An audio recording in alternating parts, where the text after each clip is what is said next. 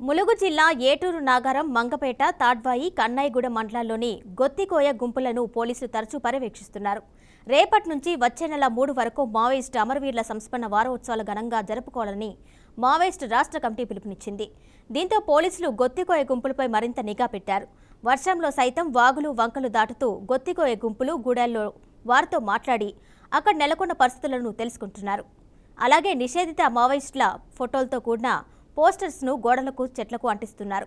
వారి ఆచూకీ చెబితే నగదు అందజేస్తామని, ఎవరైనా అజ్ఞాత వ్యక్తులు వస్తే వారికి సహకరించవద్దని, వారి సమాచారం వెంటనే తమకు తెలపాలి అని గొత్తికోయలకు పోలీసులు సూచిస్తున్నారు.